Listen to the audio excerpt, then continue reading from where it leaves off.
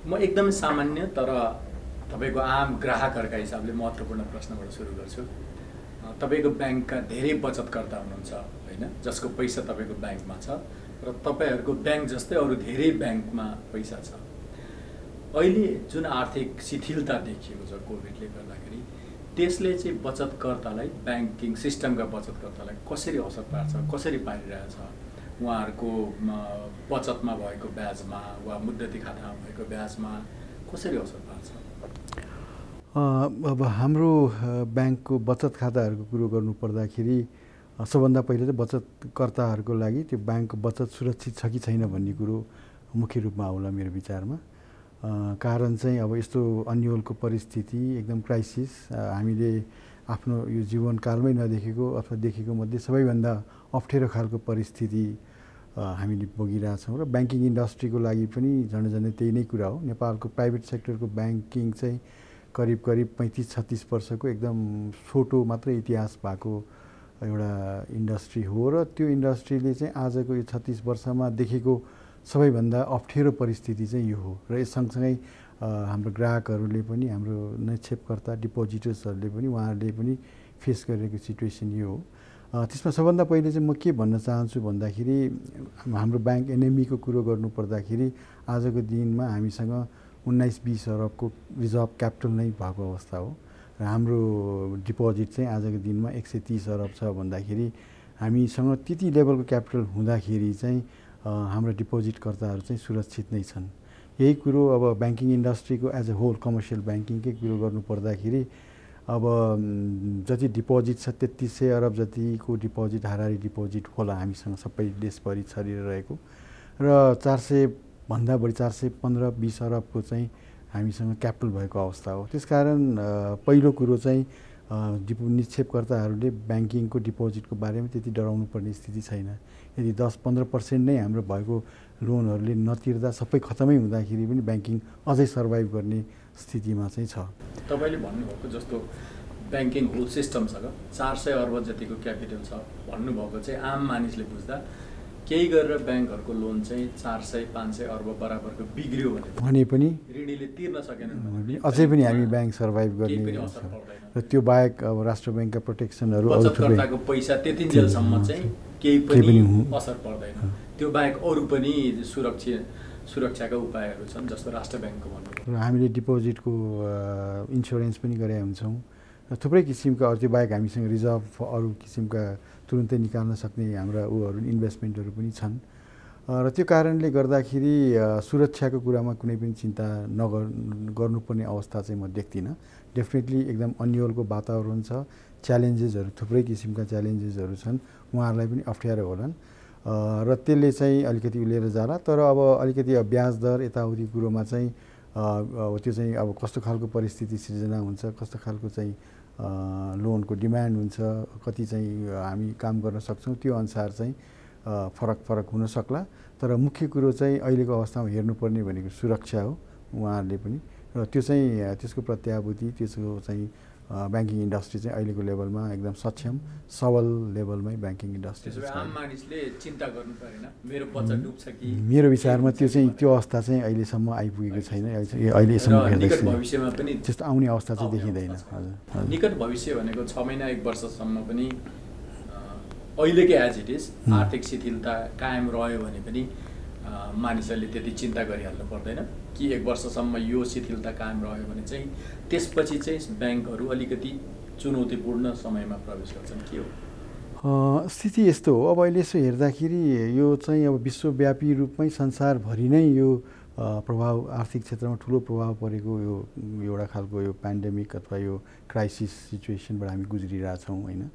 संसारको एकदम डेभलप्ड इकोनोमीहरू पनि अहिले बिस्तारै यो साल चाहिँ नेगेटिभ जोनमा छन्। करिब 5% जति चाहिँ आर्थिक चाहिँ नेगेटिभ उसमा जाँदैछ ग्रोथ चाहिँ।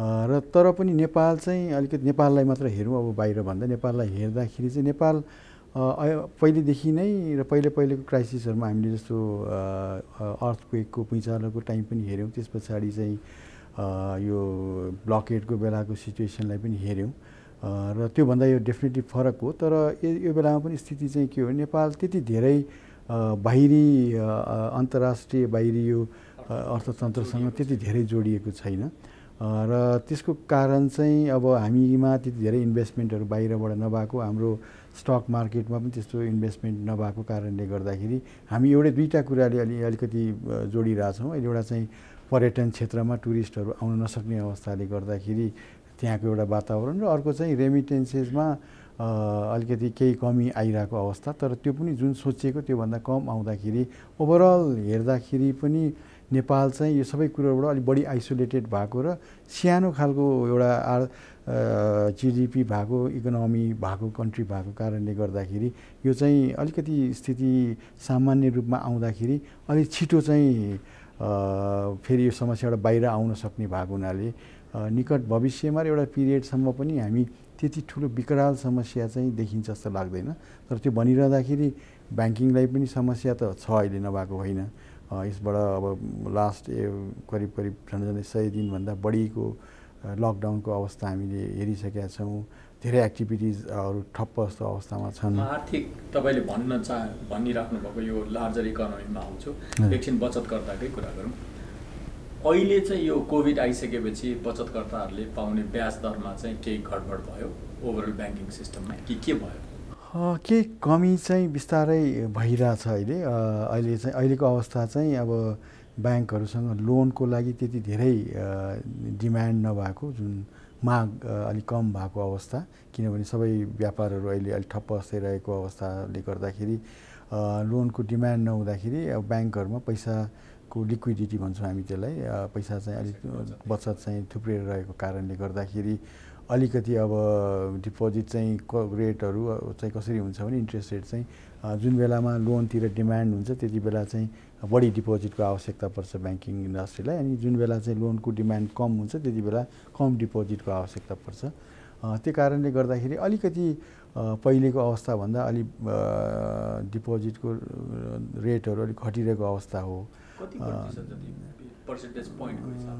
र अब आजभन्दा 3-4 महिना अगाडिकोलाई हेर्ने हो भने हामी 1% जति चाहिँ घटिसकेको अवस्था छ। तर पनि त्यो चाहिँ अहिलेको अवस्थामा पनि भनौँ न यो इन्फ्लेसन दरभन्दा माथि नै रहेर चलिरहेछ इन्ट्रेस्ट। त्यो चाहिँ अलिकति इम्पोर्टेन्ट कुरा हो। यदि इन्ट्रेस्ट रेट चाहिँ त्यो इन्फ्लेसनभन्दा तल जान थाल्यो भने डिपोजिटरले पाउने रिटर्न चाहिँ त्यो ऋणात्मक किसिमको हुन्छ। तर अहिलेको अवस्था चाहिँ त्यो छैन, त्योभन्दा माथि नै भएको हुनाले त्यो यिल्ड देखिन्छ। यदि हामी अलिक डेभलप खालको इकोनोमीमा र अहिले यहाँ बाहिरतिर हेऱ्यौँ भने ठुला देशहरूमा हेऱ्यौँ भने कतिपयमा नेगेटिभ खालको इन्ट्रेस्ट रेट छ। धेरै कम भएको अवस्थामा नेपालको अहिलेको डिपोजिटरले पाउने रेट चाहिँ आफ्नो यसै हेर्दाखेरि त्यो पोजिटिभ टेरिटोरीमै छ। तर अलिक घट्ने अवस्था अहिले आएको कारण चाहिँ अहिले केही पनि यो 3-4 महिनाको एक्टिभिटिज केही पनि नहुँदाखेरि, लोनको डिमान्डहरू नहुँदाखेरि, कर्जाको माग नहुँदाखेरि चाहिँ त्यसले चाहिँ अलिकति लिक्विडिटी भएर अलिकति पर्याप्त लिक्विडिटीको अवस्था भएर चाहिँ अलिकति घटेको अवस्था छ। बचतकर्तालाई अलिकति ऋणको उहाँहरूको बचतको ब्याज दर चाहिँ घट्यो, तर सुरक्षाको केही समस्या छ। आय घट्ला 1%, बढ्यो भने 2%, तर अरू चिन्ता नगरे भयो नि त। जहाँसम्म अब मैले हेर्दाखेरि हाम्रो ब्याङ्कमा त ढुक्क भएर रहँदा हुने भयो, र ब्याङ्किङ इन्डस्ट्रीको पनि ओभरअल पिक्चरलाई एकै ठाउँमा राखेर हेर्दाखेरि चाहिँ अहिलेको अवस्था चाहिँ ब्याङ्किङको राम्रै अवस्थामा छौँ हामी, क्राइसिस भइसक्दा पनि। अब ब्याङ्कसँग जोडिएको अर्को पक्षको कुरा गरौँ, ऋणीहरूको कुरा होइन। यो कोभिड को सङ्क्रमण बढेर हामी अब लकडाउन नै 100 दिनभन्दा बढी भइसक्यो होइन, 3-4 महिना भयो। कतिपय तपाईँका ऋणीहरू जस्तो जागिर खाने होइन, सेवा क्षेत्रमा होला, कति सिमेन्ट क्षेत्रमा होला, कतिपय व्यवसायीहरू आफै हुनुहुन्छ। दुईवटा समूह छ ब्रोडली भन्दाखेरि। अब कतिपयको जागिर आफै गएको छ, जस्तो सेवा क्षेत्रमा, पर्यटनमा, होटेलमा होला होइन, सिनेमा हलहरूमा होला, र कतिपयको चाहिँ जागिरै नगए पनि आम्दानी झन्नै स्यालेरी उहाँहरूको तलब चाहिँ आधी जति घटेको, कहीँ 30% घटेको छ। यदि त्यस्ता मान्छेहरू तपाईँको ब्याङ्कको वा ब्याङ्किङ प्रणालीको ऋणी हुनुहुन्छ भने, कसैले गाडी किन्नुभयो होला, कसैले घर किन्नुभयो होला, उहाँहरूलाई चाहिँ ब्याङ्कले कसरी सहयोग गरिरहेछ, जसले आफ्नो आम्दानी घटेको छ र ब्याङ्कको ऋण समयमा तिर्न सक्नु भएको छैन, कसरी सहयोग गरिरहेछ, अहिलेसम्म के भइरहेछ उहाँहरूलाई? अहिलेको अवस्था चाहिँ पक्कै पनि अब यो लकडाउनको कारणले गर्दा र ओभरअल अहिले देखिएको यो अन्युअल अथवा क्राइसिसको कारणले थुप्रै हाम्रा ग्राहकहरू भनौँ बरोवरहरूको केसमा चाहिँ यस्तो खालको इम्प्याक्ट यो खालको चाहिँ अवस्था देखिएको छ। त्यसमा हामी हरेक कस्टमरसँग कुरा गरेर एनएमबीको कुरा गर्नुहुन्छ भने हामी यहाँको अवस्था बुझ्नलाई एउटा सर्वे जस्तो पनि गरिरहेछौँ र हरेक क्लाइन्टलाई कन्ट्याक्ट गरेर उहाँहरूको के छ अवस्था के गर्ने भन्ने कुरामा चाहिँ कुरा गरिरहेछौँ। र त्यो अवस्थामा यदि हामीले अहिले गर्नुपर्ने चाहिँ यो परिस्थिति चाहिँ कसैले पनि सोचेको भन्दा आजभन्दा 6 महिना अगाडि बसेर कसैले पनि सोचेको यो भन्दा बाहिरको परिस्थिति हामी देखिरहेछौँ र यसलाई कसैले पनि प्लानिङ गर्न सक्ने अवस्था चाहिँ खासै नरहेको अवस्था हो। र यसलाई चाहिँ अब हाम्रो बुझाइमा चाहिँ यसलाई अब हामीले दुई किसिमले जसलाई चाहिँ यसलाई अब सबभन्दा पहिलो त उहाँहरूलाई यो अवस्थाबाट बाहिर ल्याउनलाई के गर्न सकिन्छ भन्ने कुरा हो। त्यसमा सर्टेन कुराहरू गभर्मेन्टको अथवा अब कुनै रेगुलेटर्सहरूको उसमा पनि के गरेर गर्ने एउटा कसरी चाहिँ यसलाई अगाडि लिएर जाने कस्तो खालको सहुलियत दिएर जाने भन्ने एउटा कुरा होला। र अब गभर्मेन्टको बजेटबाट चाहिँ त्यस्तो स्टिमुलस प्याकेजहरू चाहिँ खासै नदेखिए पनि तर बजेटले चाहिँ यता मोनिटरी पोलिसीलाई लगेर उहाँहरूले त्यसबाट के गर्ने भन्ने खालको चाहिँ एउटा सम्भावना हामी देखिरहेछौँ। अब अहिलेसम्म गरिसकेको काममा चाहिँ हामीले यो जुन लकडाउन सुरु भइसकेको पिरियडमा यो 3 महिना चाहिँ वैशाख जेठ असारको पिरियडमा चाहिँ सबै कस्टमरहरूको जसको चाहिँ केही सेक्टर्सहरूलाई छोडेर जसको चाहिँ राम्रै आम्दानी भइरहेछ उहाँहरूलाई छोडेर चाहिँ 2% चाहिँ हामीले इन्ट्रेस्ट घटाइदिइसकेका छौँ पहिले भन्दा। त्यो चाहिँ नेपाल राष्ट्र ब्याङ्कको पनि एउटा निर्देशन थियो त्यसले चाहिँ गरिरहेछौँ। अब यो चाहिँ त सर्ट टर्म एउटा मेजर सर्ट टर्म धेरै अब यसले भन्दाखेरि 80-90% चाहिँ ऋणीहरूले पाए। अब 15-20% चाहिँ जो चाहिँ अहिलेको अवस्थामा पनि जस्तो खाद्यान्न सप्लाईसँग रिलेटेड अनलाइनसँग रिलेटेड अथवा कुनै यो आइएसपीजहरू त्यस्तो इन्डस्ट्रीहरू फेरि राम्रोसित गरिरहेको सेक्टरहरू त्यसलाई छोडेर एउटा एक्सक्लुजन लिस्ट छ त्यसलाई छोडेर चाहिँ हामीले उहाँहरूलाई चाहिँ दिइसकेका छौँ। त्यो चाहिँ एउटा किसिमको इमिडिएट एउटा भएको हो। र अर्को चाहिँ हामीले त्यो पिरियडमा कसैलाई पनि इन्ट्रेस्ट माग्ने अथवा इन्स्टलमेन्टहरूलाई चाहिँ हामी त्यति बेला चाहिँ मागिरहेको छैनौँ र त्यसमा कुनै किसिमको ब्याजमाथि त्यो पेनल इन्ट्रेस्टहरू त्यस्तो लगाइरहेको छैनौँ। र यो चाहिँ भयो इमिडिएट अहिले तुरुन्त भएको कुराहरू। तर यसलाई अब अगाडि लिएर जाँदाखेरि चाहिँ यसमा चाहिँ हरेक सेक्टर वाइज र अलिकति क्लाइन्टलाई नै हेरेर हामीले चाहिँ एउटा समय उहाँहरूलाई दिनुपर्ने हुन्छ। त्यो समयले दिएर चाहिँ उहाँहरूको रिभाइभल कसरी जाने के गरेर प्लान गर्ने भन्ने कुरा चाहिँ अगाडि लिएर जानुपर्ने हुन्छ। र उहाँहरूलाई पक्कै पनि समस्या परेको छ। उहाँलाई त्यो समस्यामा अहिले झन् समस्या दिने भन्दा पनि त्यसलाई चाहिँ उहाँहरूको समस्यालाई आफ्नो आफ्नो किसिमको होला। कसैको चाहिँ 6 महिनादेखि काम सुरु हुने खालको पनि होला भने 6 महिनाको पिरियड दिएर उहाँहरूसँग त्यस पछाडि गर्ने खालको चाहिँ एउटा फेसिलिटी हामीले क्रिएट गरिदिउँ। अथवा उहाँहरूको अरू कुनै रिसोर्सेसहरू पनि छ। अहिलेलाई सर्टेन क्यास फ्लोको मात्रै कुरा भइरहेछ। अलिक पैसा आवश्यकता परिरहेछ। अहिलेलाई पैसा थपेर पनि हामीले केही गरिदिउँ भने उहाँहरू अगाडि लिएर जानु होला। अब इमिडिएटली अब त लकडाउन सकिसकेपछि काम सुरु गर्नेछ तर त्यो गर्नको लागि आवश्यक पुँजी छैन भने त्यो पुँजी दिइसकेपछि फेरि काम एकपल्ट त सुरु हुन्छ नि। त्यो सुरु भइसकेपछि फेरि बिस्तारै हामी पहिला नर्मलमा जान्छौँ भन्दाखेरि त्यो रिभाइभल प्लानमा चाहिँ हामी हाम्रो कस्टमरहरूसँग चाहिँ काम गरिरहेछौँ। व्यवसायहरूमा आउँछु। मैले अहिले चाहिँ मूल मासिक तलब लिनेहरू त्यो वर्गको कुरा गरेको। एकछिन त्यसलाई भन्नु न, म चाहिँ होटल इन्डस्ट्रीमा काम गर्छु होइन, र मेरो होटल चाहिँ बन्द भयो। म 5 तारे होटलमा काम गर्छु भनौँ न। नेपालका कति काठमाडौँकै धेरै 5 तारे होटल बन्द छन् नि त। र त्यो होटल चाहिँ अब 6 महिना 1 वर्षसम्म चल्छ कि चल्दैन थाहा छैन। किनभने सबभन्दा ठुलो यो कोभिडले मारमा पार्ने नै संसारभरि नै टुरिज्म इन्डस्ट्री भन्ने छ होइन। र मैले अब 1 वर्ष 1.5 वर्षसम्म मेरो होटल चलेन, मैले त्यहाँबाट तलब पाइनँ भने र मैले तपाईँको ब्याङ्कबाट घरको कर्जा वा गाडीको कर्जा लिएको छु भने मैले तिर्न नसक्ने सम्भावना हो। त्यस्तो अवस्थामा मैले कसरी ब्याङ्कसँग नेगोसिएट गर्न सक्छु, के कुरा गर्न सक्छु, ब्याङ्कले कसरी हेर्न सक्छ मलाई? यो अलिक लङ्गर टर्म भयो, 1 वर्ष 2 वर्षको लागि।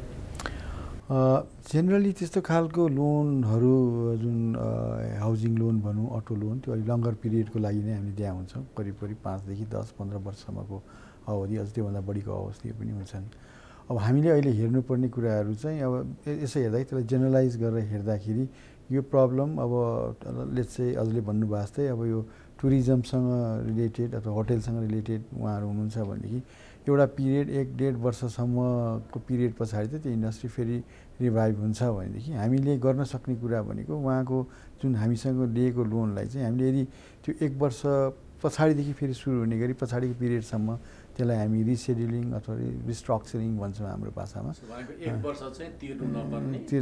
त्यस पछाडिबाट तिर्ने व्यवस्था मिलाउन सक्यौँ अथवा त्यस बेलाको इन्ट्रेस्ट तिर्नुपर्नेहरू सबैलाई चाहिँ 1 वर्ष पछाडि धकेलिदिउँ पुरै उसलाई। अहिले चाहिँ 5 वर्षलाई थियो भने अब सुरु चाहिँ अर्को 5 वर्ष पछाडिबाट 1 वर्ष 2 वर्ष पछाडिबाट गरेर अर्को 5 वर्ष गरिदिउँ अथवा 8 वर्ष गरिदिउँ भनेदेखि त्यसले त एउटा सल्युसन दिइहाल्छ। त्यति टाइमसम्ममा त हामीले पनि के बुझ्छौँ भन्दाखेरि केही न केही उता आइहाल्छ। त्यसकारण अब हामीले त्यही अघि मैले यहाँलाई भने अलिकति कस्टमर लेभलमा हामी चाहिँ एउटा खालको सर्वे गरिरहेछौँ, उहाँहरूको रिक्वायरमेन्ट के हो भनेर बुझिरहेछौँ। अनि त्यो अनुसार अब जेनरल एउटा उसमा चाहिँ गर्ने तरिका त्यही नै होला। अब केही चाहिँ राहत चाहिँ इन्ट्रेस्ट कम भएर अब अलिकति हामीले हेर्नु बाँकी चाहिँ नेपाल राष्ट्र ब्याङ्कको मौद्रिक नीति कस्तो किसिमको आउँछ, सायद चाँडै नै आउँदैछ। त्यसपछि पनि अलिकति बढी क्ल्यारिटी होला। तर एज अ ब्याङ्क हामीले हेर्दाखेरि हामी अब अहिले आएर हामीले नै सबै उहाँहरूलाई बिस्तारै सबै अहिले नै चाहिन्छ भन्ने माग राख्न थाल्यो भने त्यो दुवै पक्षलाई खासै रिजल्युसनतिर चाहिँ हामी जाँदैनौँ। मेरो विचारमा त्यसलाई अलिकति टाइम दिएर त्यो टाइम पछाडिको पिरियडमा फेरि उहाँहरू एकपल्ट आफ्नो क्यास फ्लोमा आफ्नो नर्मल उसमा आइसक्नु भएपछि अथवा अलिकति कम नै तलबमा हुने यस अर्को सम्भावना चाहिँ उहाँहरूको अहिले पनि काम त भइरहेछ अरे 30% 50%मा भन्दाखेरि त्यसलाई अलिकति कम हुने गरी अलिकति बढी पिरियडलाई 10 वर्षलाई दिएको लोनलाई 15 वर्ष हामीले यदि बनाइदियौँ भनेदेखि चाहिँ त्यसले चाहिँ अलिक तिर्ने क्षमता पनि त्यहाँबाट चाहिँ आउन सक्छ। मासिक तिर्ने इन्स्टलमेन्ट घट्ने भयो। जस्तो तपाईँले अघि भनिराख्नु भएको थियो नि हामीले सर्वे गरिरहेछौँ कस्टमर, किनभने सबै एकै हिसाबले असर पर्नु छैन नि त। कसैलाई परेकै छैन होला होइन, कसैलाई यो कोभिडको समय नै अवसर पनि भयो होला, कसैले शारीरिक पर्यो होला भनेपछि तपाईँको ब्याङ्कमा पनि अरू ब्याङ्कमा पनि जो ऋणी हो उहाँहरूले चाहिँ ब्याङ्कले एउटा ब्ल्याङ्केट सबैका लागि नियम ल्याउँछ र त्यही अनुसार मलाई व्यवहार गर्छ भन्ने भन्दा पनि आफ्नो व्यवसायलाई वा आफ्नो जागिरलाई कसरी असर पारेछ त्यही अनुसार ब्याङ्कसँग कुरा गर्नु पऱ्यो, नेगोसिएट गर्नु पऱ्यो है त, कि कसरी लिने हो ऋणीले चाहिँ। एउटा चाहिँ अब ब्ल्याङ्केट ब्रड लेभलमा चाहिँ हाम्रो मोनिटरी पोलिसी आइसकेपछि उहाँहरूको त्यो जुन निर्देशन हुन्छ, जुन खालको एउटा गाइडेन्स हुन्छ त्यो अनुसार हामी जान्छौँ। एउटा त्यो चाहिँ रेगुलेटरी हिसाबबाट भयो। अनि त्यस पछाडि पनि हामी हाम्रो कस्टमरहरूको के छ निड, अब अहिले नयाँ कुरो भयो नि, त्यस पछाडि अब लकडाउन सकिएर पछि त अलिकति क्ल्यारिटी आइसक्छ होला, त्यति बेलासम्म सायद हामीलाई कसरी जान्छ अगाडि के हुन्छ होइन। त्यो भइसकेपछि त्यो प्रत्येक क्षेत्र त्यो सेक्टर हेरेर प्रत्येक त्यो बरोवरको नेचर हेरेर सकेसम्म हामी उहाँहरूलाई सहज रूपमा चाहिँ हामी लिएर जाने, हामी एउटै बोटमा छौँ भन्ने किसिमको हाम्रो सोचाइ हो। किनभने हामीले उहाँहरूलाई अहिलेको टाइममा सपोर्ट नगर्ने हो भने हामीलाई पनि त्यसको अल्टिमेट अप्ठ्यारो चाहिँ हामीलाई पनि पर्ने सम्भावना चाहिँ हुन्छ। भनेपछि तपाईँको ऋणीलाई एउटा यस्तो भन्यो भने हुन्छ, तपाईँले भन्नुभएकोबाट यसो मैले सेन्स गर्दाखेरि अब मोनिटरी पोलिसी पनि आउँदैछ होइन, मोस्ट प्रोबेबली यही साउनको पहिलो हप्तामा आउँछ। त्यसले सरकारले राष्ट्र ब्याङ्कले केन्द्रीय ब्याङ्कले दिएका निर्देशनहरू त्यसले सेट गरेका प्यारामिटरहरू पनि थाहा हुन्छ। त्यो पछाडि चाहिँ तपाईँले कुनै पनि ब्याङ्कले आफ्ना ऋणीहरूसँग आफ्ना ग्राहकहरूसँग धेरै कुरा गर्न सक्छ होइन त। अब यसरी जाउँ भन्ने अहिले नै भन्दा त्यो मोनिटरी पोलिसी आइसकेपछि क्ल्यारिटी धेरै आउँछ। मोनिटरी पोलिसी र अब अलिकति लकडाउन अलिकति सकिसकेपछि अलिकति क्ल्यारिटी कस्तो खालको चाहिँ हुने भने आइसकेपछि अझै बढी मिनिङफुल कुरा हामी उहाँहरूसँग गर्न सक्छौँ। र त्यति बेला अहिले हुन त अहिले पनि हामी धेरै कुरा स्टार्ट गरिसकेका छौँ अहिले नै गर्ने कुराहरू, तर त्यति बेला गर्ने कुरा चाहिँ अलिकति लङ टर्म पर्सपेक्टिभबाट हेरेर गर्न सकिएला। अब यसैमा व्यवसायको पनि कुरा गरौँ। जस्तो अघि हामीले भनौँ उदाहरणका लागि मैले होटलमा काम गर्ने एउटा स्यालेरी स्केलमा काम गर्ने इम्प्लोइको कुरा गरेँ। होटल सेक्टरमा पनि लोन छ होइन, ब्याङ्किङ इन्डस्ट्रीकै झन्डै कति 150 करोड 150 अर्ब प्लस छ, त्यस्तै छ भनेपछि ठुलो नै लोन भयो नि त। र सबभन्दा धेरै चाहिँ होटल व्यवसाय, पर्यटन क्षेत्र, सेवा क्षेत्र नै असरमा पर्छ भन्ने छ, हस्पिटालिटी। अब कुनै एउटा 5 तारे होटलले म अब 1.5 वर्ष 2 वर्ष ऋण तिर्न सक्दिनँ भनेपछि उसले आएर ब्याङ्कसँग माग्ने चाहिँ एउटा त्यसलाई रिस्ट्रक्चरिङ गर्न माग्न सक्ने भयो होइन। एउटा त साधारण पेमेन्ट मेरो सेड्युल धकेलिदेऊ मात्रै भन्ने हो, एउटा रिस्ट्रक्चरिङ भन्ने हो, त्यसमा ब्याजको पनि नेगोसिएट गर्न सक्ने भयो। धेरै व्यवसायीहरूले चाहिँ मैले होटलको इक्जाम्पल मात्रै भने, तर सबै बिजनेसम्यानहरूको बिजनेस कम्युनिटीको कुरा सुन्दाखेरि चाहिँ हामीले तिर्ने ऋण चाहिँ पछाडि धकेलिदिएर मात्रै हुन्न, त्यसले चाहिँ समस्या धेरै समाधान गर्दैन। अस्ति एकजना होटेलरले भन्दै हुनुहुन्थ्यो, मेरो त अब अहिले नै 150 करोडको छ भने 1 वर्ष पछाडि त त्यो 300-400 करोड हुन्छ, सो मेरो प्रोजेक्ट नै फिजिबल हुँदैन। ब्याङ्कले चाहिँ लोनलाई रिस्ट्रक्चरिङ सँगसँगै ब्याजमा पनि व्यवसायलाई यदि बचाउने हो भने उहाँहरूले राम्ररी नै हेर्नुपर्छ भनेर भन्नुहुन्छ। एक, तपाईँहरूले कति हेर्न सक्नुहुन्छ, दुई, त्यो वास्तवमा क्षमता चाहिँ कति लिमिटेड हो ब्याङ्करको भनौँ न, तपाईँ एज अ ब्याङ्कर तपाईँले ऋणीलाई म जोगाउँछु भन्नुभयो भने पनि त्यसको ब्याज घटाउन सक्ने क्षमता चाहिँ कति हो? मैले 2-3वटै मिसाएर सोधेँ यसमा चाहिँ व्यवसायको तर्फबाट। अब यसमा यस्तो छ, यो इन्ट्रेस्ट घटाउने मात्र चाहिँ सल्युसन हो जस्तो लाग्दैन मलाई। एउटा कुरो होला, टुल होला अहिलेको लागि केही सर्टेन लेभलमा राहत क्रिएट गर्ने, तर लङ टर्ममा हेर्ने हो भने चाहिँ अब आउने पोलिसिजहरूले, अब आउने जति पनि अरू कुराहरूले चाहिँ उहाँहरूलाई दिनुपर्ने कुरो चाहिँ एउटा समय त अवश्य दिनु पर्यो।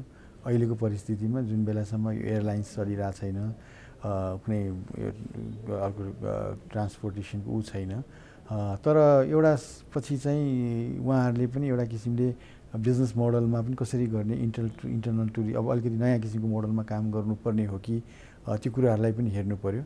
हाम्रो ब्याङ्किङ सेक्टरबाट गर्न सक्ने भने उहाँहरूलाई तत्कालै केही सुरु, अब एउटा टाइम त फेरि सुरु गर्ने टाइम आउँछ यस पछाडि 6 महिना 1 वर्ष केही हुँदाखेरि उहाँहरूलाई चाहिने पुँजी जुन दिनुपर्ने काम हामीले गर्नुपर्ने हुन्छ, सपोर्ट गरेर त्यो जति पनि त्यसलाई फेरि अगाडि ल्याएर जुटाउन सक्ने उसलाई चाहिँ गर्नु पर्ला।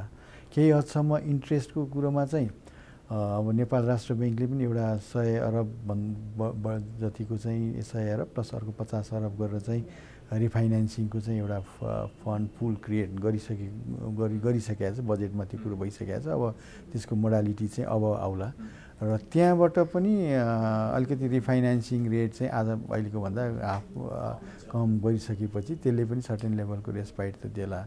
र अर्को भनेको कम गर्न पनि हामी त्यसै कारणले गर्दाखेरि गर्न सक्छौँ।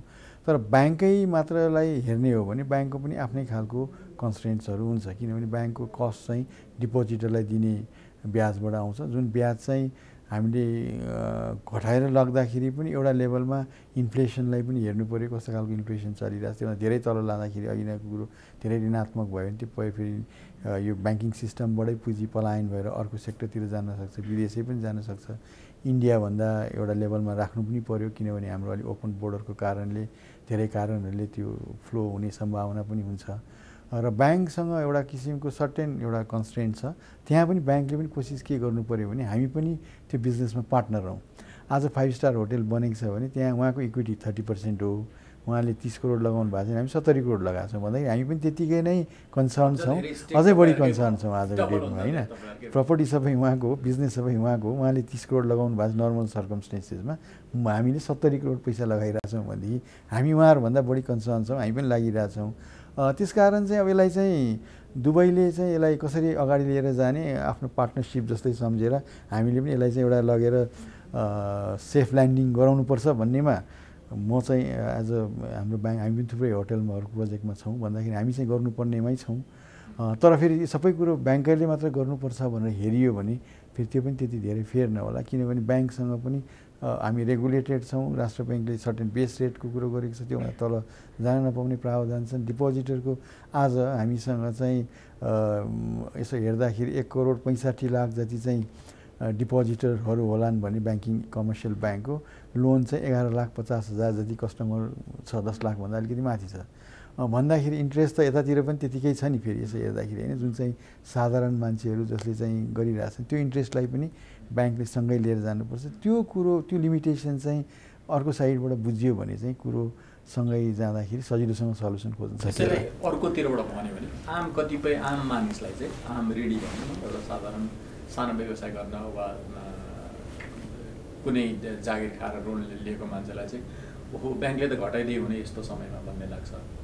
तर तपाईँहरूसँग भएको पैसा भनेको चाहिँ कति 90% जति डिपोजिटरको कि कति जति रफली त्यति हुन्छ भनौँ न 100 डिपोजिटरको 130 अरब भन्दै 90 त्यस्तै भनेपछि 80-90% त बचतकर्ताको पैसा हो हजुर होइन भनेपछि उहाँहरूलाई ब्याज दिनुपर्ने जुन जिम्मेवारी छ त्यसले पनि सीमा तोक्छ तपाईँहरूको कति ब्याज ऋणीलाई घटाउन सक्नुहुन्छ भने त त्यही हुनाले तपाईँहरूले चाहेर मात्रै घटाउन सक्ने पनि कुरा होइन किनभने आम मान्छेलाई चाहिँ ब्याङ्कले घटाइदिए भइहाल्थ्यो नि भन्ने लाग्छ त्यो घटाउने बित्तिकै त त्यो अर्कोलाई पनि घटाउनु पऱ्यो होइन त्योभन्दा धेरै कम फेरि धेरै घटाउँदाखेरि त्यसको धेरै खालको इम्प्याक्ट हुन्छ कतिपय मान्छेको यही ब्याङ्ककै ब्याजको कारणले गर्दा जीवन उगरिरहेको पनि होला फिक्स डिपोजिट सक्ने त्यो पैसा फेरि अनप्रोडक्टिभ सेक्टरमा जाँदाखेरि अनसिक्योर्ड अब सबै पैसा अरू सेक्टरमा अनअर्गनाइज सेक्टरतिर हिँडिदियो भने र अझै फेरि अलिकति स्पेकुलेटिभ सेक्टरतिर लाग्यो भने त्यसले त अल्टिमेटली सबैलाई अप्ठ्यारो पार्छ नि त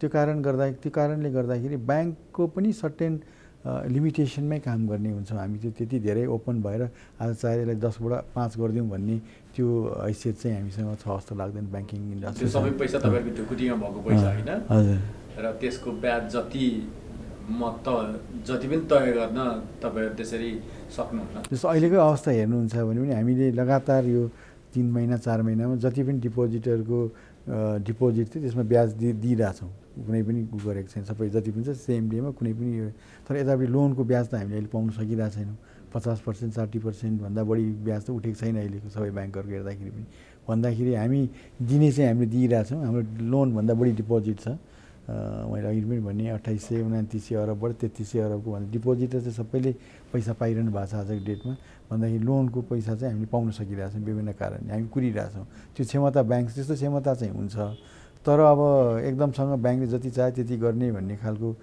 अवस्था चाहिँ ब्याङ्कको छैन आजको यो कोरोनाका कारण जस्तो व्यवसायीहरूलाई सानोदेखि ठुलोसम्म व्यवसायलाई कोरोनाले पारेको इमिडिएट प्रभाव भनेको उसले दैनिक व्यवसाय सञ्चालन गर्ने पुँजीमा हो नि होइन किनभने कोरोना भयो त्यसले गर्दाखेरि आएन खर्च भनेको सायद तलबमा होस् भत्तामा होस् प्रशासनिक खर्च होस् वा अब अलिकति लकडाउन खुलेपछि व्यवसाय सुरु गर्न पनि पैसा चाहियो भनेपछि धेरै व्यवसायीलाई लकडाउनको अवधि खुकुलो हुँदै गएपछि र फेरि व्यवसाय सुचारू गर्न चाहिँ सञ्चालन खर्च चाहिन्छ अपरेटिङ कस्ट चाहिन्छ भन्ने थियो तपाईँको अनुभवमा ब्याङ्कमा त्यस्तो अपरेटिङ कस्ट माग गरेर कति व्यवसायहरू आएका छन् कि अहिले आउने बेला भएको छैन के छ अहिलेसम्म त्यसले चाहिँ इकोनोमी कति चाँडो किक स्टार्ट हुन्छ भन्ने पनि देखाउने भयो नि अब अहिलेको अवस्था हेर्ने हो भने गत यो 3 हप्ता जतिको अवस्थामा अलि लोन चाहिँ 30-40 अरबको चाहिँ लोन प्रभाव भएको जस्तो देखिन्छ तर हामीले फेरि चैतदेखि अहिलेसम्म अवस्था हेऱ्यो भने लोनको चाहिँ खास डिपोजिट चाहिँ बढिरहेको अवस्था छ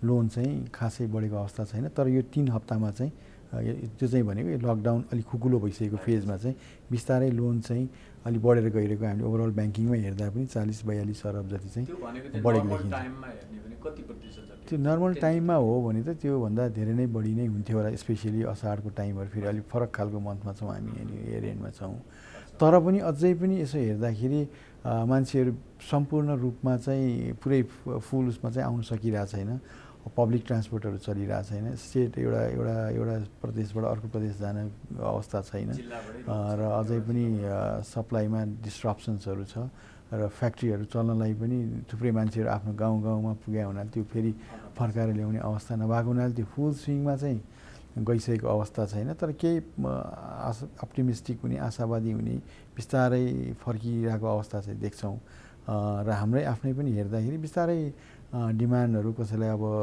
नयाँ सुरु गर्नु पर्यो केही अब अघि नै हजुरले भन्नुभएको छ कामदारकै कुरोलाई दिनु पर्यो भन्ने अवस्थामा चाहिँ बिस्तारै त्यो क्यास फ्लो चाहिँ भइरहेछ र मुख्य रूपमा अहिले चाहिँ अघि नै हामीले होटलहरूको कुरा चाहिँ गऱ्यौँ तर हामीले हेर्दाखेरि पर्सनली मैले पनि हेर्दाखेरि अहिलेको समस्या चाहिँ त्योभन्दा पनि धेरै तल यो जुन सप्लाई चेनमा हुनुहुन्छ नि अब जसले चाहिँ त्यो होटललाई टुरिज्मसँग रिलेटेड कुरालाई सप्लाई गर्थे कुनै पोल्ट्री होला साना कुनै बेकरी इन्डस्ट्री होला दुधको कुराहरू होला त्योभन्दा पनि सानो यिनीहरू चाहिँ सानो जुन एसएमई माइक्रो एसएमई सेक्टर्सहरू चाहिँ अहिले नराम्रोसँग इम्प्याक्ट परे जस्तो लाग्छ किनभने उहाँहरू त्यति ठुलो साइजमा बिजनेस गरे हुनुहुन्थ्यो त्यति रिजर्भ पनि छैन जस्तो ठुल्ठुलो बिजनेसहरूको चाहिँ के हो भने ठुलै खालको रिजर्भहरू पनि हुने भयो, क्षमता छ, त्यसलाई धान्ने केही समय लान सक्ने क्षमताहरू हुन्छ। त्यसकारण इम्प्याक्ट चाहिँ त्यहाँ छ। त्यहाँ चाहिँ अब हामी जुन बेला त्यहाँ चाहिँ रिभाइभल देख्छौँ, जुन बेला त्यहाँ चाहिँ हामीले कुरोहरू एड्रेस गर्न सक्छौँ, त्यति बेला चाहिँ अनि बल्ल कुरो अगाडि स्टार्ट हुँदै जाला मेरो विचारमा। यो एसएमइजहरूको पनि जस्तो अपरेटिङ कस्टको लागि, क्यास फ्लो मेन्टेन गर्नका लागि, जस्तो पोल्ट्री नै भन्नु तपाईँले, अहिले एउटा ठुलो असर परेको पोल्ट्री रहेछ होइन, उहाँको आफ्नै डाइनामिक्स रहेछ। सर्टेन डेजमा चल्ला ठुलो भइसक्ने, बेचिसक्नुपर्ने, बजार गइसक्नुपर्ने, र त्यो चल्ला नजाँदाखेरि त उहाँहरूको ठुलो आम्दानी, पोटेन्सियल आम्दानी असर पऱ्यो नि। त्यस्तोलाई चाहिँ ब्याङ्कहरूले, अब तपाईँहरूको पनि पैसा परेको हुन्छ नि त, चाहे 5 करोड होस् 10 करोड होस्, उहाँहरूलाई अब अपरेटिङ कस्ट चाहियो भने चाहिँ तपाईँहरूले फेरि हालिदिनुहुन्छ त्यो जोगाउन कि के गर्नुहुन्छ? एउटा कुनै पनि ब्याङ्कहरूले, मैले तपाईँलाई मात्रै सोधेन, ब्याङ्कले कसरी सोध्छ, ब्याङ्करले सिइओले कसरी सोध्छ त्यस्तो बेलामा भन्नु? होइन, पक्कै पनि अब यो मैले अघि नै पनि भनिहालेँ, त्यसलाई त्यतिकै त्यहाँ छोड्दाखेरि त दुबईको लागि चाहिँ त्यो लस डिल भयो, उहाँको पनि बिजनेस खतम होला, त्यसपछि हामी रिकभरीमा जानुपर्ने स्थिति आयो भने खास भएन। र हामीले हेर्दाखेरि जुन बेलासम्म त्यसलाई रिभाइभ गर्न सकिन्छ, त्यो होप छ र हाम्रो प्लान अनुसार त्यो हुनसक्छ भने हामी त्यस्तो खालकोलाई जोइन्टली बसेर कस्तो खालको कुन सेक्टरमा गर्दाखेरि अब अलिकति कन्ट्रोलहरू त राख्नु पर्ला सर्टेन, अब पहिलेभन्दा अलिकति अलिक बढी माइलस्टोनहरू, यति बेला यस्तो गर्ने भन्ने खालका कुराहरूलाई राखेर चाहिँ हामी सपोर्ट गर्दै अगाडि जानुपर्ने हुन्छ, जुनमा चाहिँ हामी सर्टेन होप देख्छौँ, सर्टेन एउटा रिभाइभ गर्ने एउटा पोसिबिलिटिज, एउटा सर्टेन पोसिबिलिटिज, त्यो पोसिबिलिटिजको आधारमा हामी चाहिँ फाइनेन्स गरेर जानुपर्छ जस्तो लाग्छ मलाई चाहिँ। हामीले अलिकति सेक्टरल उसमा छिरिसक्यो, त्यसकै कुरा गरौँ। तपाईँले हेर्नु हुँदाखेरि चाहिँ यो कोभिडले सबभन्दा धेरै चुनौती हालेको सेक्टरमा चाहिँ, जस्तो एउटा त अघि हामीले कुरा गऱ्यौँ हस्पिटालिटी, पर्यटन भयो होइन, त्यस्तै एसएमइजहरू भयो, अरू कुन कुन सेक्टर चाहिँ धेरै असर पर्ला यसका कारण तपाईँहरूले अहिले हेर्दाखेरि? अर्को सेक्टर भन्दाखेरि चाहिँ डेफिनेटली एभिएसन त्यो त भइहाल्यो, तर ब्याङ्कको त्यति एक्सपोजर छैन। अब यहाँ नेपालमा 2-3टा डोमेस्टिक एयरलाइन्सहरू अरू बाहिरको त छैन, त्यो भन्दा त्यही पनि त्यो एउटा सेक्टर पनि अलिक पछाडिसम्म नै त्यसको इम्प्याक्ट चाहिँ देखिएला। अर्को चाहिँ यो ट्रान्सपोर्ट सेक्टर जुन चाहिँ डे टु डे पब्लिक ट्रान्सपोर्टमा छन्, जसले चाहिँ त्यो पनि साना बसमा चलाउनुहुन्थ्यो, ट्रक चलाउनुहुन्थ्यो, ट्रकहरूको सर्टेन उसमा चाहिँ त्यो चलिरहेछ, तर अरू पब्लिकसँग भेहिकलसँग ट्रान्सपोर्टेसन चाहिँ अहिले चलिरहेको अवस्था चाहिँ छैन। र अर्को भनेको अब अलिकति यो कन्स्ट्रक्सन रिलेटेड, जहाँ चाहिँ अब इन्फ्रास्ट्रक्चरको कामहरू विभिन्न कारणले हुन नसकिरहँदाखेरि त्यो कन्स्ट्रक्सन रिलेटेड बिजनेसहरू पनि इम्प्याक्टेड छन्, र इम्प्याक्टेड त सबै छन्, तर कुरो के हो भन्दाखेरि कुनै चाहिँ सेक्टर्सहरू यस्तो छन् जुन चाहिँ इमिडिएटली यो लकडाउन सकिएपछि एउटा 10-15-1 महिनाको टाइम पिरियडपछि आफै फेरि सुरु हुन सक्ने अवस्थामा हुनुहुन्छ, कतिवटा त्यो भइ पनि सकेका इन्डस्ट्रीहरू छन्। तर सर्टेन इन्डस्ट्री चाहिँ जसको चाहिँ लङ टर्म, अब भोलिको दिनमा सर्टेनली यो कोभिडले एउटा चाहिँ बिहेभियरल चेन्ज पनि लिएर आउला, कन्जम्सन प्याटर्नमा लिएर आउला, त्यस्तो इन्डस्ट्रीहरू चाहिँ पछिसम्म नै इम्प्याक्टेड भएर जुन चाहिँ डिरेक्ट कन्ट्याक्टमा आउनुपर्ने कुराहरू छन्, सिनेमा हल, त्यसको चाहिँ नयाँ किसिमले नै अब सोच्नुपर्ने, धेरै लामो समयसम्म चाहिँ त्यो चाहिँ आज लकडाउन सक्यो, अर्को 2-3 महिनामा पनि केही नआउन्जेलसम्मको लागि र त्यो एउटा खालको रिएस्योरेन्स, त्यो प्रोसेसमा फेरि भोलि त्यो प्याटर्न नै नयाँ किसिमले चेन्ज भएर जाने सम्भावना चाहिँ हुन जाने, त्यसको अल्टरनेट आएर गर्दाखेरि त्यस्तो सेक्टरहरू चाहिँ त्यो चाहिँ खास एकदमै हार्ड हिट चाहिँ त्यो जस्तो लाग्छ, जसलाई चाहिँ भोलि रिभाइभल पनि हुन्छ कि हुँदैन भन्नेमा पनि एउटा ठुलो प्रश्न चिन्ह भएको सेक्टर्सहरू पनि छन्। हजुर, यो कन्स्ट्रक्सनमा यो कोभिडभन्दा अगाडि नै पनि हाम्रो डिमान्ड एन्ड सप्लाईको अलिअलि मिसम्याच वा सरप्लस भनौँ न, एक्सेस प्रोडक्सन भएर सिमेन्ट रड इन्डस्ट्रीहरू अलिकति सेल्समा तल गइरहेको थियो।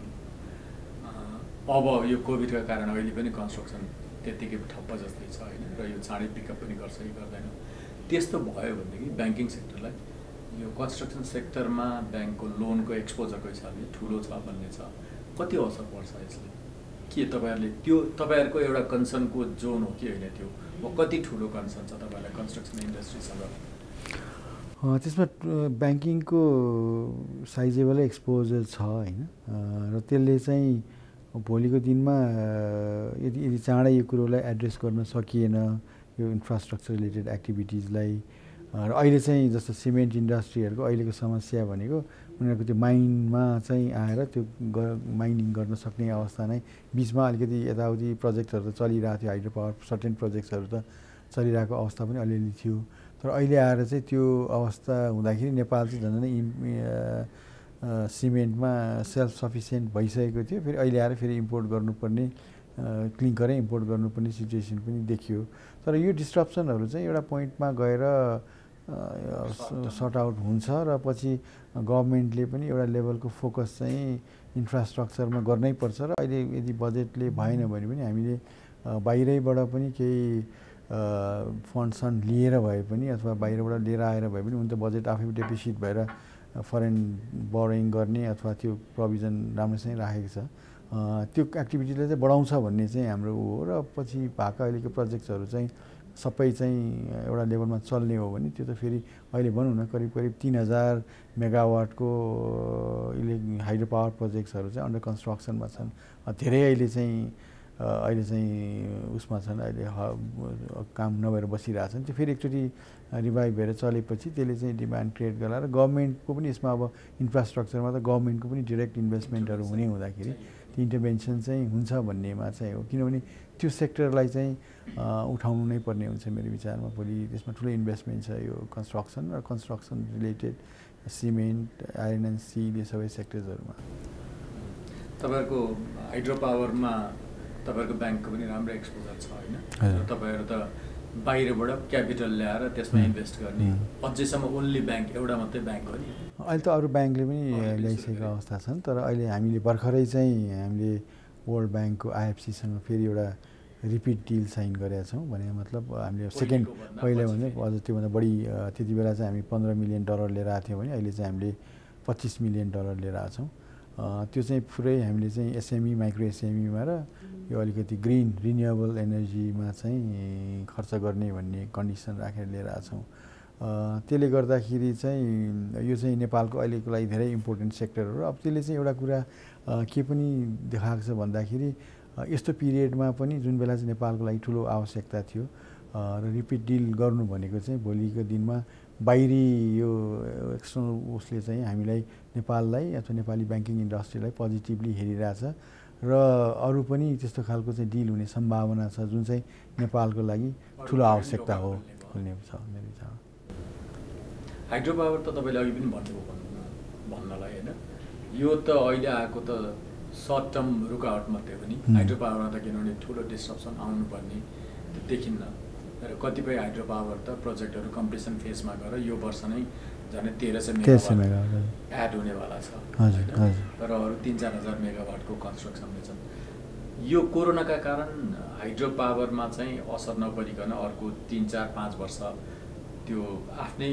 नर्मल कोर्समा जान्छ कि थोरै असर पर्छ असर त अब उहाँहरूसँग डेभलपर्सहरूसँग कुरा गर्दाखेरि मेन कुरो चाहिँ यो अब यो अहिलेको लकडाउनले गर्दाखेरि काम त रोकियो र अलिकति प्लानिङ पनि प्रपरली हुन सकेन त्यहाँ चाहिँ गर्न सक्ने अवस्था हुन्थ्यो होला त्यति बेला सायद अलिकति प्लान भइदिए भए तर धेरैको यो कामदारहरू त्यहाँबाट सेन्टरबाट त्योबाट साइडबाट बाहिर निस्किसकेपछि फेरि ल्याउन सक्ने अवस्था नहुँदाखेरि चाहिँ अलि भइरहेछ र अर्को मेसिनरीहरूको इम्पोर्ट पनि अब सप्लाईमा चाइना अथवा कतैबाट आउँदाखेरि त्यो डिस्ट्रप्सन आउँदाखेरि चाहिँ सर्टेन 6-7 महिना 8 महिनाको चाहिँ डिले चाहिँ हुने भयो र त्यस्तो डिलेले चाहिँ उहाँहरूलाई के गर्छ भन्दाखेरि एउटा चाहिँ बिस्तारै अब जति समय पछाडि गयो कन्स्ट्रक्सन मेटेरियलको कुरा होला डलरकै आफ्नै किसिमको भाउको कुरो होला डेप्रिसिएसन भएर त्यो सबै कुरोको एक्सटर्नल डिपेन्डेन्सको कारणले गर्दाखेरि चाहिँ कस्ट चाहिँ बढेर जान्छ त्यसमा फेरि सर्टेन इन्ट्रेस्टको पोर्सन पनि हुन्छ त्यहाँनिर सुरु भइसकेको प्रोजेक्टमा त्यो चाहिँ त्यो 6-7 महिना बढ्दाखेरि त्यसले पनि सर्टेन लेभलमा लान्छ त्यसले नेचुरली अब कमसेकम 7-8 महिना यो कुरा 1 वर्ष चाहिँ पछाडि धकेल्छ नै अब त्यो चाहिँ इम्प्याक्ट कन्स्ट्रक्सन अन्डर कन्स्ट्रक्सन भएको प्रोजेक्ट कुरा गरेर जो चाहिँ अलरेडी अपरेसनमा छन् उनीहरूको त काम भइरहेकै छ तर त्यो अन्डर कन्स्ट्रक्सनमा भएको पछाडि धकेलिन्छन् र सर्टेन लेभलमा कस्ट पनि बढ्ने हुन्छ त्यसले चाहिँ अलिकति रिस्क चाहिँ लिएर आउँछ तर अरू भन्दा पनि अब यसलाई अब यहाँबाट सिधै लिएर जान सकियो भने चाहिँ मेरो विचारमा अरूभन्दा त कम एफेक्टेड नै होलान् हामीले बाहिरबाट हेर्दाखेरि चाहिँ ओभरअल इकोनोमीको कुरा गर्नु न एकछिन हजुर हाम्रो अहिले इमिडिएट हेर्दाखेरि कोभिडसँगै जोडिएको एउटा एक्सटर्नल रिस्क भनेको रेमिटेन्स हो होइन। खाडी मुलुकहरूमा इस्ट एसियामा जहाँ जहाँ हाम्रो धेरै कामदारहरू हुनुहुन्छ आखिर काम त्यहाँ पनि अहिले रोकिएको छ र अहिले नै रेमिटेन्सको फ्लो अलिकति रोकिएको कम भएको देखिन्छ। केही गरेर त्यो चाहिँ अलिकति लामो समयसम्म गयो र अझ कामदारहरू नै फर्केर आउनु पऱ्यो, त्यहाँ पनि काम सुरु हुन सकेन, आदि मात्रै आउनु पऱ्यो भनेदेखि त्यसले ल्याउन सक्ने म्याक्रो इकोनोमिक इम्ब्यालेन्स, चाहे त्यो फरेन एक्सचेन्जको फ्लोमा होस् वा बिओपीमा होस्, तपाईँका लागि चाहिँ एज अ ब्याङ्कर र त्यसले इकोनोमीमा ल्याउने अनसर्टेन्टी कति ठुलो, how larger it looms in your thought, के हो त्यो? अब नेपाल अब लास्ट 10-15 वर्षदेखि ट्रेडिसनली नै नेपालको यो ट्रेड इम्ब्यालेन्स त छँदैछ जहिले पनि। इम्पोर्ट चाहिँ 15-13-14 रुपियाँको चाहिँ हामी बाहिर सामान मगाउँदाखेरि 1 रुपियाँको चाहिँ हामी एक्सपोर्ट बाहिर पठाइरहेछौँ भने त्यति 1 रुपियाँ कमाएर हामी 14-15 रुपियाँ चाहिँ खर्च गरिरहेको, जेनरल लेमन टर्ममा भन्नुपर्दा त्यो खालको अवस्था हो। भनेको हामी 13 रुपियाँ 12-13 रुपियाँ चाहिँ त्यो चाहिँ घाटामा काम गरिरहेको चाहिँ कन्ट्री हौँ, जुन चाहिँ नेपालको म्याक्रो लेभलमा प्रब्लम थियो। र तर त्यो भइरहँदाखेरि पनि नेपालले कसरी चाहिँ अगाडि बढिरह्यो भन्दाखेरि त्यसको चाहिँ त्यो 13 रुपियाँमा चाहिँ करिब 8-9 रुपियाँ चाहिँ हाम्रो रेमिटेन्सबाट आउँदाखेरि चाहिँ त्यो घाटालाई चाहिँ कम गरेर 4-5 रुपियाँ मात्र राख्यो। अनि त्यसपछि 4-5 रुपियाँ अलिक सानो हुँदाखेरि जुन चाहिँ पहिले घाटा बराबरकै आउँथ्यो आजभन्दा 10-12 वर्ष अगाडिदेखि, तर बिचमा चाहिँ त्यो घाटा र रेमिटेन्स आउने पैसाको जुन त्यो चाहिँ अलिकति घाटा चाहिँ अझै माथि बढ्दै गएको अवस्था हो 3-4 वर्ष यताको चाहिँ। अब त्यो चाहिँ त्यसले चाहिँ अब नेपालमा डिपोजिट फर्मेसनको लागि हामीले डिपोजिट बन्ने पैसाको लागि र नेपालको अर्को इकोनोमीको यो कन्जम्सन साइड चाहिँ सबै यो डिमान्ड चाहिँ चलाउनेको लागि चाहिँ यसले निकै नै ठुलो रोल खेलिरहेको र अर्को चाहिँ फरेन करेन्सी रिजर्भ पनि मेन्टेन गर्न त्यसले हेल्प गरिरहेको सिचुएसन थियो। अहिले आएर त्यो सेक्टरमा सिधै थ्रेट हुँदाखेरि चाहिँ त्यसले अलि त्यसको लङ टर्म इम्प्याक्ट चाहिँ पर्न सक्छ। तर जुन किसिमले हेरिएको थियो भनिएको थियो त्यति बेला चाहिँ सायद अहिले त्यो लेभलको चाहिँ रेमिटेन्स घटेको अवस्था चाहिँ अहिलेको अवस्थामा देखिएन। र अहिले जेठ महिनाको पनि कुरो गर्दाखेरि इन्डस्ट्री स्पेसलिस्टहरूसँग कुरा गर्दाखेरि अलि राम्रै अवस्थामा चाहिँ रेमिटेन्स आइरहेको छ भन्ने चाहिँ बुझिन्छ, अलि इम्प्रुभ भएको जस्तो बुझिन्छ। भन्दाखेरि त्यसको चाहिँ कारण चाहिँ सायद त्यो पहिले चाहिँ औपचारिक अनौपचारिक दुवै क्षेत्रबाट आउने गर्थ्यो होला रेमिटेन्स। अब त्यो त ठ्याक्कै हामीलाई अफिसियली त भन्न मिलेन। र त्यो चाहिँ अहिले इन्फर्मल च्यानलबाट आउँदाखेरिको कुरो चाहिँ अहिले फर्मलमा ल्याउन सकियो भने अझै यसलाई अलिक कसरी चाहिँ अब सरकारबाट ब्याङ्क सबैले चाहिँ एउटा किसिमको इफोर्ट लगाउन सकियो भने यो कुरोको त्यति धेरै ठुलो अवसर नहोला। तर पनि पहिलेको पनि एक्सपिरियन्स हेर्दाखेरि नेपाली रेमिटेन्सहरू चाहिँ त्यो लो स्केलमा पर्ने हुनाले, लो वेजेसको क्याटेगोरीमा परेर काम गर्ने हुनाले चाहिँ त्यो ले अफ हुँदाखेरि पनि अलिकति सेन्ट्रल एसियातिरको अलिकति हायर एन्डको हुन्छ नि, जहाँ चाहिँ उनीहरूको त्यो पहिला कस्ट कन्ट्रोल गर्दा पनि त्यो उसमा जाँदाखेरि चाहिँ सायद नेपालीहरूको चाहिँ त्यो लेभलको इम्प्याक्ट पनि नपर्न पनि सक्छ। तर अर्को कुरो चाहिँ अब थुप्रै नेपाली फर्किने भन्ने कुरा पनि भइरहँदाखेरि बेस नै त्यो कम भयो भने त इम्प्याक्ट होला। तर अहिलेको अवस्था हेर्दाखेरि 20-25% चाहिँ घट्न सक्ने अवस्था, यसपालि पनि 20% भन्ने त्यो चाहिँ नहुने जस्तो देखिसक्यो। अब 10% त्योभन्दा कमकै डिक्लाइन होला।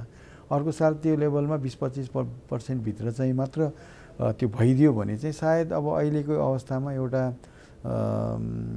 जुन इम्पोर्ट घट्ने अवस्था देखिरहेछौँ र डिमान्ड कम भएर त्यसले चाहिँ गर्दाखेरि त्यति ठुलो भयावह स्थिति नहोला। तर ब्याङ्किङलाई त्यसले एउटा इफेक्ट त गरिहाल्छ। तर त्यसलाई अब पोजिटिभ साइडमा इकोनोमिक उसको लागि हेर्ने हो भने चाहिँ एउटा चाहिँ अब अलिकति भए पनि स्किल एउटा लेभलमा एक्सपोजर पाइसकेको म्यान पावर चाहिँ नेपालमा आउँदाखेरि त्यसले नेपालभित्र नै अरू इन्डस्ट्रियलाइजेसनको, एग्रिकल्चरलाई अलिक कमर्सियलाइजेसनको अपर्च्युनिटिजहरू पनि त्यहाँ अवसरहरू चाहिँ त्यहाँ देखिएला। र अर्को त्यो भन्दा पनि मुख्य रूपमा चाहिँ नेपालले यो क्राइसिसलाई चाहिँ अब चाहिँ साँच्चीकै नेपाललाई अगाडि लाने हो। कहिलेकाहीँ क्राइसिसले ठुलै खालकोहरू पनि लिएर आउँछन् भन्छन् होइन। त्यसमा चाहिँ सेल्फ रिलायन्ट नेपाल हुने जुन पहिला 2016 पनि अलिअलि कुरो गरियो 6-7 महिना, तर फेरि पछि भुलियो। र अहिले फेरि त्यसलाई चाहिँ गर्ने हो भने सायद यो चाहिँ ठुलो नै अपर्च्युनिटी नेपाललाई होला, आत्मनिर्भर भएर अगाडि बढ्ने। ब्याङ्किङ पनि त्यसमै लाग्नु पऱ्यो, सबैले त्यो कुरोलाई दिएर र दुवै कुरोको कम्बिनेसन अहिले म्यान पावर पनि आउने र हामीले त्यो कुरोमा इन्भेस्टमेन्ट पनि गर्ने सबैले हो भने भोलि त्यो जुन रेमिटेन्सेसको इम्प्याक्टलाई चाहिँ एउटा लेभलमा चाहिँ म्यानेज गर्न सकिन्छ कि भन्ने सोच्न सकिएला। अब हामी अन्तिम उसमा कुरा गरौँ। यो सबै नै अहिलेको आर्थिक चुनौतीलाई ठेक्नका लागि, व्यवसायहरूलाई सहयोग गर्नका लागि र एक हिसाबले इकोनोमीलाई फेरि चलायमान बनाउनका लागि भनौँ न, अर्थतन्त्रलाई कसरी पहिलेको नर्मलमै लान नसके पनि त्यसको नजिक कसरी लाने भन्ने जुन चुनौती छ, त्यसमा तपाईँहरूलाई सहयोग गर्ने गरी र तपाईँहरूले त्यसमा भूमिका निभाउने गरी चाहिँ राष्ट्र ब्याङ्कले मोनेटरी पोलिसी ल्याउने हो भने तपाईँको सुझाव के हो? 1, 2, 3 के कुरा गर्नुपर्छ होला ताकि इकोनोमीलाई जम्प स्टार्ट गर्न तपाईँहरूले पनि त्यसमा पोजिटिभ गर्न सक्नुहोस्? वा तपाईँको एक्सपेक्टेसन के छ भन्नुहोस् न। यसो चाहिँ राष्ट्र ब्याङ्कले गर्छ होला, यो गरेदेखि सजिलो हुन्थ्यो भन्ने लाग्छ नि तपाईँलाई? यसमा त सायद धेरै कुराहरू भइसकेका पनि छन् होइन, धेरै कुरा लेखिसकेका छ, धेरै कुरा भइसकेका छ। मेरो विचारमा चाहिँ यो पल्ट आउने मोनेटरी पोलिसी चाहिँ अहिलेसम्मकै भएको मोनेटरी पोलिसीहरूमध्येको एकदमै स्पेसल एक्स्ट्रा अर्डिनरी सिचुएसनमा आउन आँटेको मोनेटरी पोलिसी हो। त्यसकारण एक्सपेक्टेसन धेरै छ, धेरै सबै सेक्टरको आफ्नो आफ्नो किसिमको आफ्नो आफ्नो एक्सपेक्टेसन छन् र त्यो एक्सपेक्टेसनलाई म्यानेज गर्नु त्यति सजिलो पनि हुँदैन, किनभने सेन्ट्रल ब्याङ्कसँग एकदमै लिमिटेड रिसोर्सेसमा लिमिट कन्स्ट्रेन्ट छ रिसोर्सेसको र त्यो। तर यो चाहिँ कुन मानेमा फरक हुनु पर्ला मेरो विचारमा भन्दाखेरि, जहिले पनि मोनेटरी पोलिसी आउने भनेको एउटा गभर्मेन्टले एउटा फिस्कल पोलिसी लिएर आउँछ, त्यसलाई चाहिँ इम्प्लिमेन्टेसनको लागि उसले लिएर आउने हुन्छ। त्यो चाहिँ 1 वर्षको टाइमलाई हेरेर हराइजनमा चाहिँ आउने गर्थ्यो भने यो पालिको मोनेटरी पोलिसी चाहिँ मेरो विचारमा कमसेकम पनि 4-5 वर्ष पछाडिसम्मलाई सोचेर एउटा लङ टर्म पर्सपेक्टिभमा सोचेर अहिले 6 महिनामा के हुन्छ, यसलाई कसरी बनाउने, कति इन्ट्रेस्ट राख्ने भन्दाखेरि पनि 4-5 वर्ष पछाडिको चाहिँ नेपालको इकोनोमी कस्तो हुनुपर्ने, यसको इम्प्याक्ट अहिले भइरहेको इम्प्याक्ट चाहिँ कसरी जान्छ, त्यसलाई कसरी एड्रेस गर्ने भन्ने कुरोमा चाहिँ फोकस भएर आयो भने चाहिँ अब हामीले यो भन्नु भन्दाखेरि पनि त्यो चाहिँ मानेमा फरक हुनुपर्छ जस्तो लाग्छ एउटा। अर्को कुरो चाहिँ अब 3-4वटा कुराहरू उहाँहरूले अहिले चाहिँ लगातार बनाइरहनु उहाँहरूको पोलिसीमा हुनुपर्ने कुरो चाहिँ लिक्विडिटी चाहिँ सधैँ नै भइरहने अवस्था चाहिँ बनाइरहनु पर्यो, चाहे त्यो लोकल लेभलबाट जेनेरेट गर्न सकियोस्, मोनेटरी पोलिसीको त्यो मार्केट अपरेसन्सबाट उहाँहरूको अपरेसन्सबाट गर्न सकियोस् सर्टेन रेसियोजहरूलाई म्यानेज गरेर, अथवा त्यसले पनि भ्याएन भने विदेशबाट फन्ड लिएर आएर गर्ने अवस्थालाई पनि राखेर त्यो कुरोहरूलाई चाहिँ फेसिलिटेट गरेर त्यो कुरोहरूलाई चाहिँ मिल्ने किसिमको चाहिँ हुनु पर्यो एउटा कुरा। अर्को कुरो चाहिँ अबको टाइममा यो अलिकति ठुलो चेन्ज जुन यसले दिएको अपर्च्युनिटीलाई हेर्ने हो भने डिजिटाइजेसनको जुन ड्राइभ छ, एउटा जर्नी अब सबैले स्टार्ट गरे, सबैले इन्भेस्टमेन्ट गर्न खोजिरहेछन् र त्यो लेभलमा कन्ज्युमर पनि हाम्रो ग्राहकहरू पनि सबै किसिमको सबै स्टेक होल्डर चाहिँ रेडी भएको अवस्थामा त्यो डिजिटाइजेसनको जर्नी ड्राइभलाई चाहिँ जे कुरा गर्दाखेरि चाहिँ फेसिलिटेट हुन्छ, जसले चाहिँ हामी अर्को देशहरूको जस्तो चाहिँ डिजिटाइजेसन ड्राइभमा जर्नीमा जान सक्छौँ, त्यो कुरोलाई गर्नु पर्यो। अर्को कुरो चाहिँ अब जस्तोसुकै एक्सटर्नल फ्याक्टर्सहरू, रेमिटेन्स, सबै माइग्रेन्ट वर्कर, इनबाउन्ड रेमिटेन्स, यो सबै कुरोहरू भइरहँदाखेरि चाहिँ अब अरू जसरी गर्दाखेरि पनि अहिले हामीले इन्ट्रेस्ट रेट घटाए पनि बढाए जति राखे पनि जति घटाए पनि यदि यहाँ डिमान्डै क्रिएट हुन सक्दैन भनेदेखि चाहिँ त्यसले चाहिँ फेरि केही पनि हुँदैन। त्यसकारण त्यो कन्जम्सनलाई फोकस गर्ने गरी किनकि यस्तो लिक्विडिटी आफ्नो ठाउँमा छ, त्योसँग बाहेक अरू कुरोले त्यो डिमान्ड त्यो इकोनोमीको मुभमेन्ट चाहिँ कतिको भाइब्रेन्ट बनाउन सकिन्छ, कसरी चाहिँ लिएर जान सकिन्छ, त्यो फेरि त्यो डिमान्डलाई कसरी रिभाइभ गराउने भन्ने जे गर्न सकिन्छ उहाँहरूले गर्नुपर्ने हुन्छ होला। अर्को चाहिँ अब त्यो चाहिँ बढी यतापट्टि फिस्कल पोलिसी गभर्मेन्ट साइडबाटै गर्ने भन्दाखेरि पनि इम्प्लोइमेन्टलाई फेरि जुन एउटा इस्यु छ अहिले ब्याङ्किङको पनि अर्को प्रब्लम चाहिँ त्यो सबै loss of employment is negative हुने बित्तिकै ब्याङ्किङमा सिधै आउने भए हुनाले त्यो इम्प्लोइमेन्टको पार्टलाई पनि हेरेर कसरी चाहिँ त्यो पोलिसीहरू लिएर ब्रडली लिएर आउँदा त्यसले चाहिँ कसरी सपोर्ट गर्छ, अथवा ब्याङ्कहरूको कस्ट रिडक्सनमा कसरी सपोर्ट गर्छ, कुन कुन कुराहरू गरिदिँदाखेरि हुन्छ कस्टमरलाई। अब त्यो सबै कुरा भइसकेपछि उहाँहरूको त्यो रिसेड्युलिङ, क्यापिटलाइजेसन, रिस्ट्रक्चरिङ यो कुरोहरू भनेको चाहिँ त्यसपछि प्रोसेसका कुरोहरू हुन्छन्, त्यसपछि के गर्ने भन्ने कुराहरू। तर ब्रडली यो कुरोहरू 4-5वटा कुरोलाई गरिदियो भने र त्यो कन्फिडेन्स चाहिँ ब्याक, सबभन्दा पहिला चाहिँ कन्फिडेन्स चाहिँ फेरि फिर्ता लिएर आउनु पऱ्यो त्यो सबै स्टेक होल्डर्सहरूको।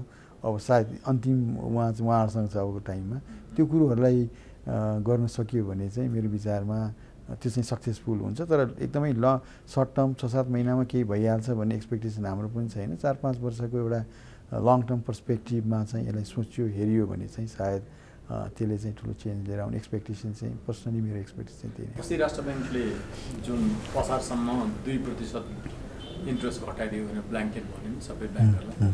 मैले कतिपय ब्याङ्करहरूको गुनासो सुने, किनभने त्यसले चाहिँ जसले तिर्न सक्थ्यो त्यसलाई पनि त्यो समय दियो। त्यो भन्नुको अर्थ जसले तिर्न सक्दैन थियो त्यसलाई गर्ने सहयोग हामीले गर्न सकेनौँ वा गर्ने क्षमता घटायो भनेर यसपालि पनि त्यस्तै इन्ट्रेस्ट रेटमा चाहिँ ऋणीहरूलाई दिने इन्ट्रेस्ट रेटमा अलिकति राष्ट्र ब्याङ्कले लेस जस्टिफाइड काम गर्ला कि भन्ने तपाईँलाई कन्सर्न छ कि एज अ ब्याङ्कर कि छैन? होइन, त्यस्तो उहाँहरूले पनि ब्याङ्किङ पनि हामी त उहाँहरूकै अन्डरमा एउटा हाम्रो रेगुलेटर उहाँहरू, हाम्रोलाई उहाँहरूले अहिलेसम्म प्रोटेक्सन गरि नै रहनु भएको छ। उहाँले पनि बुझ्नु भएको छ कुरा भने त्यस्तो किसिमले त नहोला। जुन सेक्टरलाई राम्रोसँग 10-15-20% होला त्यो सेक्टरलाई चाहिँ सपोर्ट गर्नुपर्ने हो। कुन किसिमले रिफाइनेन्सिङ अथवा ब्याङ्कहरूले पनि कुनै लेभलमा सपोर्ट गर्नुपर्ने, कुनै एउटा स्पेसल रेट क्रिएट गरेर गर्नुपर्ने कुराहरू होला। तर जेनरली सबैलाई गरेर त ब्याङ्कले पनि सस्टेन गर्न सक्दैन भन्ने त त्यो त्यति बेला सायद त्यो इमिडिएट रेस्पोन्ड गर्नुपर्ने थियो क्राइसिसको एउटा उसमा, त्यति बेला भइसकेको कुरा हो त्यो। त्यसले चाहिँ हजुरले भन्नुभएको जस्तै कति कुरा नचाहिने राम्रै भइरहेकोहरूले पनि त्यसमा फाइदा पाउने अवस्था रह्यो। जसलाई बढी नै चाहिन्थ्यो, मैले अघि पनि भने एउटा सर्टेन सेक्टर छ सानो जहाँ चाहिँ ठुलो नै राहतको आवश्यकता छ, जसलाई चाहिँ स्टिमुलस प्याकेजै आएर विदेशतिर जस्तो चाहिँ बिजनेसलाई नै एकचोटि सर्भाइभलको स्पेसबाट उठाउनु पर्ने थियो। त्यसतिर बढी फोकस हुन सकेको भए फाइदा हुन्थ्यो। तर अब त त्योभन्दा अलिक अर्को स्टेजमा हामी आइसकेका छौँ र इन्ट्रेस्टै मात्रले पनि सबै कुरो, इन्ट्रेस्टले चाहिँ 2-3 महिना सर्ट टर्म सल्युसन चाहिँ लिएर होला। आज 2% कम तिर्नु पऱ्यो यदि क्यास फ्लो बच्यो, तर भोलि त बिजनेसै अगाडि बढ्नु पऱ्यो। त्यो कुरोलाई चाहिँ डिमान्ड फोकस चाहिँ गरेर गर्नुपर्छ होला। कतिको अब त्यसमा फेरि अघि पनि मैले भने अब सर्टेन कन्स्ट्रेन्टहरू उहाँहरूको पनि छ, रिसोर्सेस कन्स्ट्रेन्ट छ उहाँहरूको। फेरि त्यो स्कोप पनि मोनिटरी पोलिसीको एउटा गभर्मेन्ट जस्तो त्यति ब्रड स्कोप पनि नहोला, लिमिटेड उसमा काम गर्ने ऊ पनि होला। तर एक्सपेक्टेसन चाहिँ सबैको धेरै नै छ अहिले।